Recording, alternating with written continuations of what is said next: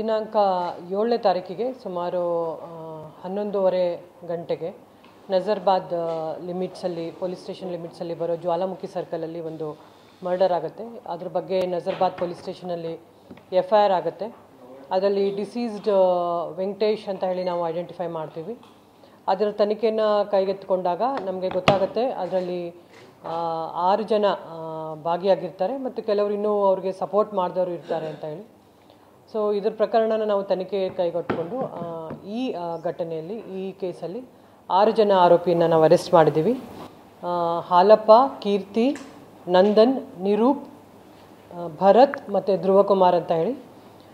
ಧ್ರುವಕುಮಾರ್ ಒಬ್ಬರು ಮಂಡ್ಯದವರು ಮತ್ತು ಬೇರೆದವರೆಲ್ಲ ನಮ್ಮ ನಾಯ್ಡು ನಗರ ನಜರ್ಬಾದ್ ಲಿಮಿಟ್ಸಲ್ಲಿ ಇರೋರು, ಮೈಸೂರು ಸಿಟಿಯವರು. ಸೊ ಇವರು 6 ಜನ ಆರೋಪಿಗಳನ್ನು ನಾವು ಅರೆಸ್ಟ್ ಮಾಡಿ ತನಿಖೆಯನ್ನು ಕೈಗೆತ್ತಿಕೊಂಡಿದ್ದೀವಿ. ಇನ್ನು ಮುಂದೆ ತನಿಖೆಯಲ್ಲಿ ಯಾರ್ಯಾರ ಪಾತ್ರ ಇದೆ ಅಂತ ಅದನ್ನು ಫೈಂಡ್ ಔಟ್ ಮಾಡಿಕೊಂಡು ಅವ್ರಿಗೂ ಸಹ ನಾವು ಬಂಧಿಸಲಾಗುತ್ತೆ.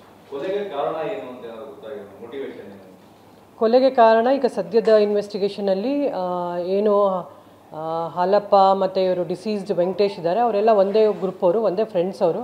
ಅವ್ರವ್ರ ಮಧ್ಯೆ ಈಗೋ ಕ್ಲ್ಯಾಶು ಮತ್ತು ಕೆಲವು ನಾನು ದೊಡ್ಡವನು ನೀನು ಚಿಕ್ಕವನು ಅಥವಾ ನಾನು ಲೀಡರು ಆ ಥರ ವೈಮನಸ್ಸು ಬಂದು ಅವರು ಈ ಕೃತ್ಯನ ಕೈಗೆತ್ತಿಕೊಂಡಿರ್ತಾರೆ. ಆ ಕೇಸಿಗೆ ನಾವು ನಾವು ಹುಡುಕ್ತಾ ಇದ್ದೀವಿ. ಬಟ್ ಎಲ್ಲ ಒಂದೇ ಗ್ರೂಪ್ ಅವರು, ಒಂದು ಗ್ಯಾಂಗು ಇನ್ನೊಂದು ಗ್ಯಾಂಗು ಅಂತ ಏನಿಲ್ಲ. ಕಾರ್ತಿಕ್ ಆಗಲಿ ಮತ್ತು ಈ ವೆಂಕಟೇಶು ಮತ್ತು ಈ ಹಾಲಪ್ಪ ಎಲ್ಲರೂ ಒಂದೇ ಟೀಮ್.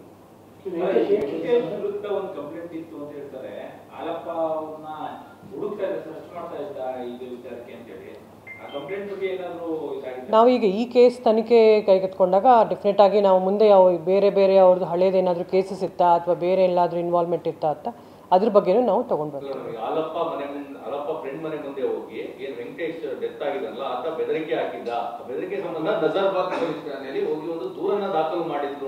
ಬಟ್ ಆ ದೂರು ದಾಖಲಾಗಿತ್ತು.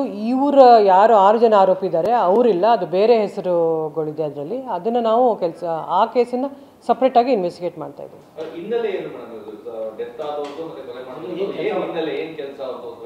ಅವರು ಪರ್ಟಿಕ್ಯುಲರ್ ಆಗಿ ಒಂದೇ ಕೆಲಸ ಅಂತ ಇಲ್ಲ, ಚಿಕ್ಕ ಪುಟ್ಟದ್ದು ಫೈನಾನ್ಸ್ ಕೆಲಸನೂ ಇದೆ ಮತ್ತು ಬೇರೆ ಏನು ಕೆಲಸ ಬರುತ್ತೋ ಅದು ಕೆಲಸ ಮಾಡ್ಕೊಂಡಿರ್ತಾರೆ. ಡೆಫಿನೆಟ್ ಆಗಿ ಒಂದೇ ಕೆಲಸ ಅಂತ ಏನಿಲ್ಲ.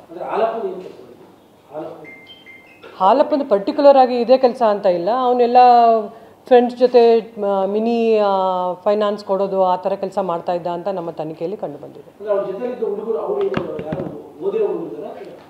ಓದಿರೋರು ಇದ್ದಾರೆ, ಎಲ್ಲರೂ 22, 27, 28 ವಯಸ್ಸವರು ಹುಡುಗರಿದ್ದಾರೆ, ಎಲ್ಲ ಜೊತೆಗಿರೋರು ಅವರು.